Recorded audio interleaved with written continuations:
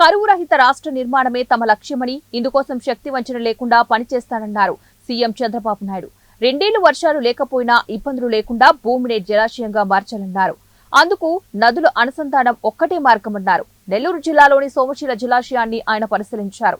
దెబ్బతిన్న ఎయిర్ఫ్రాన్ పనులను కూడా పరిశీలించి మరమ్మతులకు గురైన గేట్లను చూసి ఆవేదన వ్యక్తం చేశారు.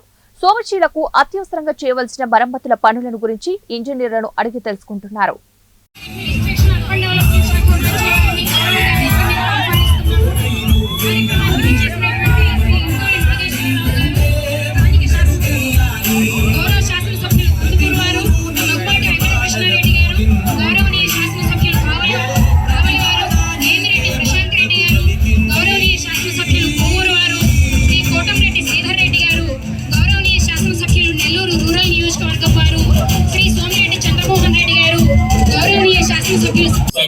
అన్ని జరుగుతాయి.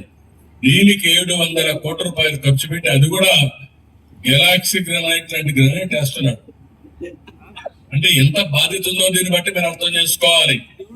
ఈ లోపల ఆయన పేపర్ కి ప్రకటనలో 403 కోట్లు ఇచ్చుకున్నారు.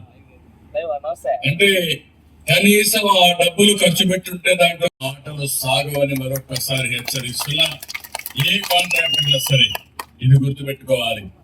రెండోది ఇంజనీర్, మళ్ళీ చెప్తున్నా, పాత రోజులు మర్చిపోండి. గేట్లు చూసుకోండి, అప్రాన్ చూసుకోండి, సెన్సిటివ్ ఏరియాలు చూసుకోండి. ఎక్కడ కూడా సోమశీల అప్రాన్ కానీ గేట్లు కానీ పర్ఫెక్ట్ గా పూర్తి అయిపోయేటివి. అది కూడా ఖర్చు పెట్టలేకపోయాడు. రిషికొండ 500 కోట్ల రూపాయలు గట్టి ప్యాలెస్ కట్టారు. ఉండగొట్టేసి నాకు అర్థం కాదు ఏం చేయాలి ఆ బిల్డింగ్. అది పెద్ద వైట్ ఎలిఫెంట్. అది అందరూ అడుగుతున్నారు ఏం చేద్దాం చెప్పమని.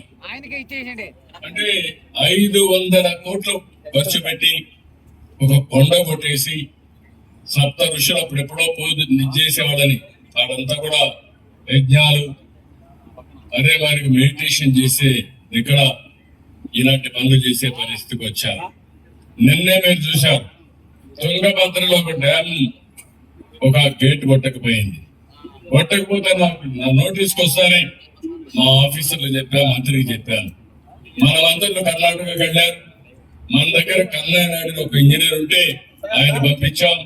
పంపించిన వెంటనే ఆయన పోయి ఒక 3-4 రోజుల్లోనే మళ్ళా గేట్ పెట్టి నీటి నిల్వ చేసినటువంటి వ్యక్తులు అక్కడ కర్ణాటక గవర్నమెంట్ బాగా పనిచేస్తున్నారు. వచ్చే పరిస్థితికి వచ్చింది. అందుకే ఈ రోజు చూస్తే మొత్తం రిజర్వాయర్లో 983 టీఎంసీ నీళ్లు మనం పెట్టుకునే అవకాశాలు ఉన్నాయి ఆంధ్రప్రదేశ్ లో. ఇప్పటి వరకు 692 టీఎంసీ నీళ్లు ఉన్నాయి. ఇంకా టైం రైతులకు నీళ్లు సకాలానికి ఇస్తే బంగారు పండించే శక్తి మీకుంది. ఒకప్పుడు దేశానికి అన్నపూర్ణ ఒక ప్రమాద పరిస్థితిలో ఉంది. అప్రాన్ దెబ్బతినింది, గేట్లు కూడా పనిచేయడం లేదు. ఇవన్నీ చూసిన తర్వాత మొన్నటి వరకు నేను ఎన్నికల్లో చెప్పాను, ఈ సంవత్సరం మళ్ళీ ఒకసారి చూస్తే ఎప్పుడు కూడా నేనున్నప్పుడు ఎక్కడ కూడా ఇబ్బందులు వచ్చేటివి కాదు. ఒక ఆస్తి నిర్మాణం చేయడం ఎంత. లిక్కర్ కూడా మీరు చూశారు, మద్యం కూడా పెద్ద ఎత్తున సొంత బ్రాండ్లు పెట్టి ప్రజల ప్రాణాలు తీసే పరిస్థితి వచ్చారు. అవి కూడా చేస్తున్నాం. అందుకే నేను ఒక 7 వైట్ పేపర్స్ రిలీజ్ చేశాం.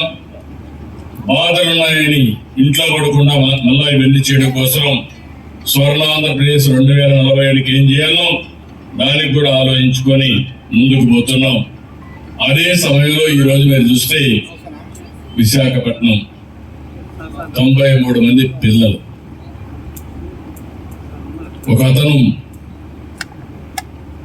చర్చి పేరుతో వాళ్ళు ఇచ్చేసి దగ్గర ఆర్ఫన్స్ ని, పేదవాళ్ళని ఒక 93 మంది చేర్పించారు. సరి అయిన శ్రద్ధ తీసుకోకుండా ఒక డిన్నర్ పెట్టి పేరెంట్స్ ను పిలిచి వాళ్ళ సరైన భోజనం అంటే మామూలుగా చెక్ చేసుకోకుండా అందరూ నలుగురు చనిపోయే పరిస్థితికి వచ్చారు. చాలా బాధేస్తుంది. నేను ఒకటే చెప్తున్నా, ఎవరైనా సరే ఒక మంచి కార్యక్రమం చేయాలన్నా బాధ్యత తీసుకునే బాధ్యత మీ మీద ఉంది. మీరు ఎవరైనా సరే తప్పులు చేసి చనిపోవడానికి వీలు లేదు. అందుకే నేను చెప్పాను, గూగుల్ మ్యాప్ లో మీరు తీసుకునే పరిస్థితి వస్తుంది, పగడ్బందీగా చేస్తా, అవసరమైతే నేనే క్షేత్రస్థాయికి పోతా. ఈ ఉచిత ఇసుక ట్రూ స్పిరిట్ లో అమలు చేసే వరకు చేసే బాధ్యత నాదని మరొకసారి మీ అందరికీ ఆలోచిస్తున్నా. ఇప్పుడు ఇచ్చాం, అక్కడక్కడ ఉన్నాయి, వసూలు ఉన్నాయి, అది కూడా సరి చేస్తా. నిన్నే అన్నా క్యాంటీన్ ఓపెన్ చేశాం, 100 క్యాంటీన్స్ లో ఓపెన్ చేశాం. పేదవాడికి వచ్చే పరిస్థితికి వచ్చింది. అందుకే ఈ రోజు చూస్తే మొత్తం రిజర్వాయర్లో 983 టీఎంసీ నీళ్లు మనం పెట్టుకునే అవకాశాలు ఉన్నాయి ఆంధ్రప్రదేశ్ లో. ఇప్పటి వరకు 692 టీఎంసీ నీళ్లు ఉన్నాయి. ఇంకా టైం 89 మధ్యలో ఈ సోమశిల ప్రాజెక్ట్ నిర్మాణం చేస్తే, ఆ రోజు మనందరం చూస్తే ఎన్టీ రామారావు గారు వచ్చిన తర్వాత అది 38వ సోమశిల అప్రన్ గాని గేట్లు గాని పర్ఫెక్ట్ గా పూర్తి అయిపోయేటివి. అది కూడా ఖర్చు పెట్టలేకపోయాడు. రిషికొండ 500 కోట్ల రూపాయలు కట్టి ప్యాలెస్ కట్టారు, కొండ కొట్టేసి. నాకు అర్థం కాదు ఏం చేయాలి ఆ బిల్డింగ్, అది పెద్ద వైట్ ఎలిఫెంట్. అది అందరూ అడుగుతున్నారు ఏం చేద్దాం చెప్పమని. అంటే 500 కోట్లు ఖర్చు పెట్టి ఒక కొండ కొట్టేసి, సప్త ఋషులు అప్పుడు ఎప్పుడో పూజ చేసేవాళ్ళని, వాడంతా కూడా యజ్ఞాలు, అదే వారికి మెడిటేషన్ చేసే ఇక్కడ ఇలాంటి పనులు చేసే పరిస్థితికి వచ్చారు.